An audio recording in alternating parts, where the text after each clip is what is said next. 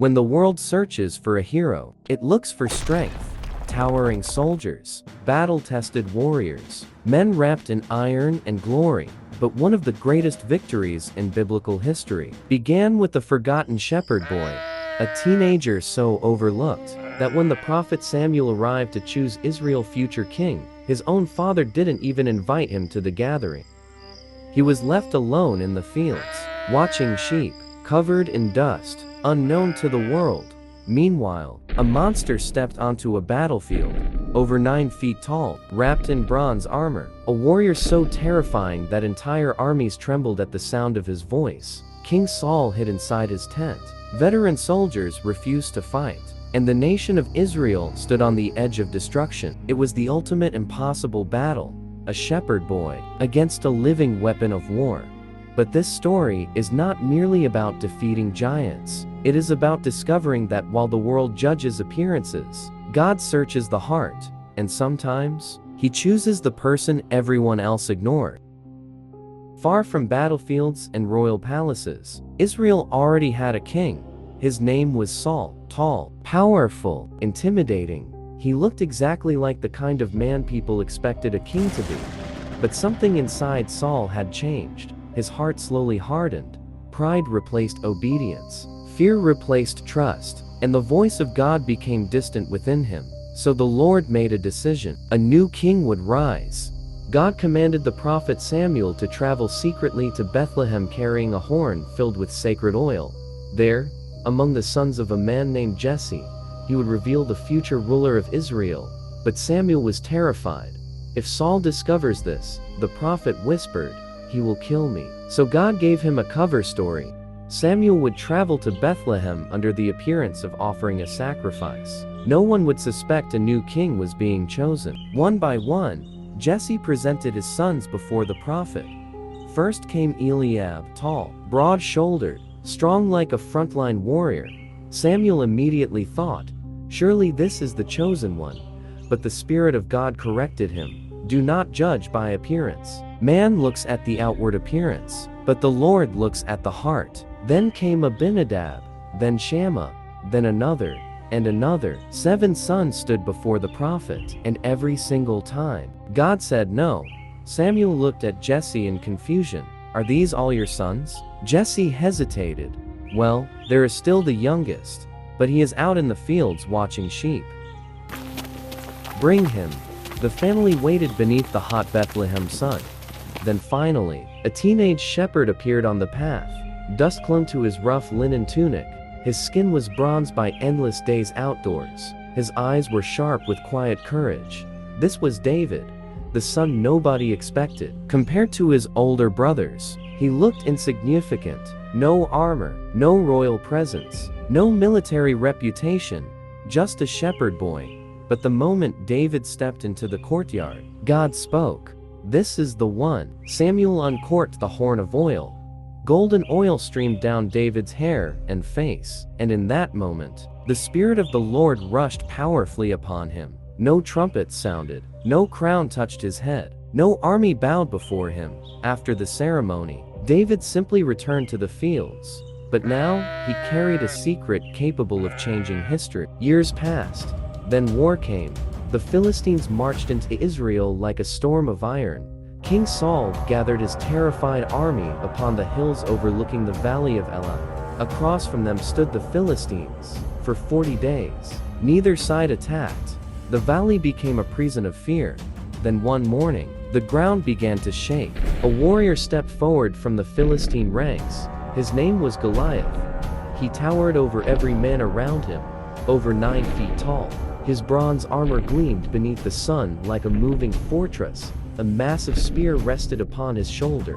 The iron tip alone weighed more than many swords. Even his shield-bearer looked small beside him. Goliath stopped in the center of the valley. Then he shouted, and his voice crashed into Israel like thunder. "Choose a man to fight me. If he kills me, we will serve you. But if I kill him, you will serve us." Silence spread through the Israelite camp. No one moved. Not even Saul, the tallest man in Israel, sat trembling inside his royal tent. Morning after morning, evening after evening, for 40 days, Goliath mocked the armies of God. and every day, Israel retreated in fear. Far from the battlefield, David remained in the hills caring for sheep, but the wilderness had already trained him for war. When lions attacked, David fought them. When bears came for the flock, he struck them down, hidden in lonely fields. God was preparing the shepherd boy. One morning, Jesse called for David, "Take food to your brothers. See how the battle goes." David ran toward the battlefield, and the moment he arrived, Goliath emerged once again. The giant roared his challenge. Immediately, trained soldiers stumbled backward in panic. David stared in disbelief. "Who is this Philistine?" he asked, "that he should defy the armies of the living God?" His older brother Eliab overheard him. Embarrassment turned instantly into anger.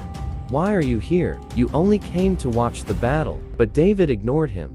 Something inside him burned stronger than fear. Word quickly spread through the camp. A fearless shepherd boy was asking to fight the giant. So David was brought before King Saul. Saul could hardly believe what he saw. "You are only a boy," the king said, "and Goliath has been a warrior since his youth." But David answered with calm certainty, "When lions came for my sheep, I fought them. When bears attacked, I rescued the flock. The God who delivered me then will deliver me now." Saul finally agreed, but he still thought like a frightened man. The king ordered his royal armor placed upon David: bronze helmet, heavy sword, massive armor plates. But David could barely walk. "This is not who I am," he said. He removed the armor, then picked up only his shepherd's staff, his sling, and 5 smooth stones from the brook. The entire valley fell silent. Goliath squinted beneath the blazing sun. He expected a warrior. Instead, he saw a shepherd boy carrying a stick. The giant laughed. "Am I a dog, that you come to me with sticks?" But David did not stop walking. "You come against me with sword and spear," David shouted. "But I come against you in the name of the Lord Almighty." Goliath roared and stormed forward.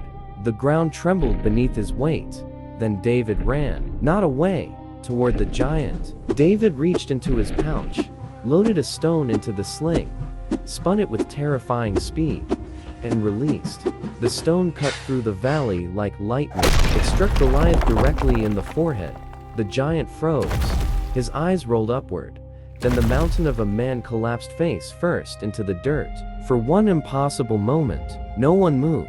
Then panic erupted through the Philistine army. David sprinted forward, grabbed Goliath's own sword, and finished the battle.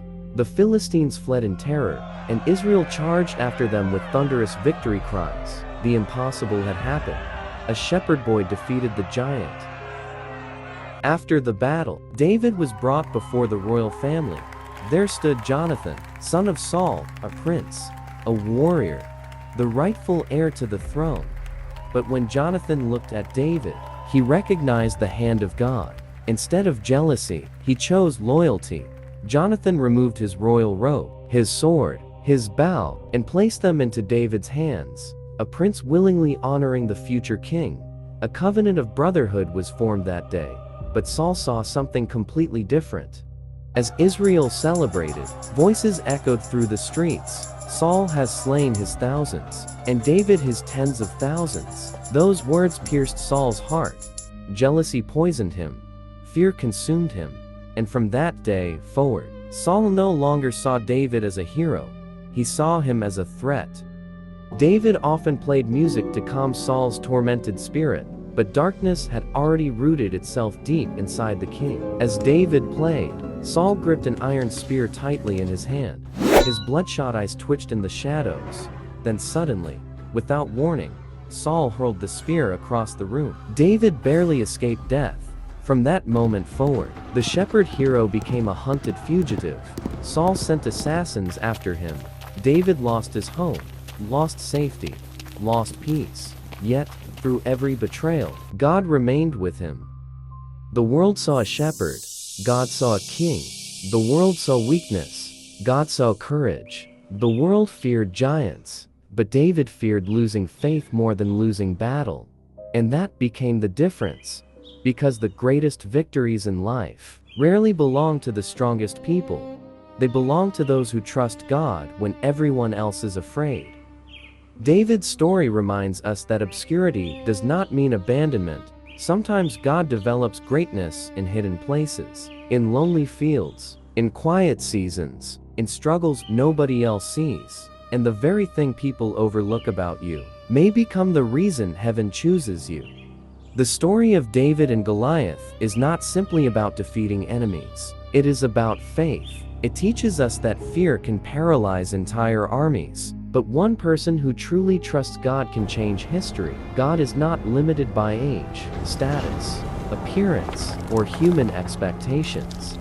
He searches for hearts willing to trust Him completely. And sometimes, the greatest giants in life fall through obedience, not strength. If this story inspired your faith, subscribe to Bible Reimagined TV for more cinematic journeys through Scripture. And comment below, what giant are you trusting God to help you defeat? Because the same God who guided a shepherd boy into victory still works through ordinary people today.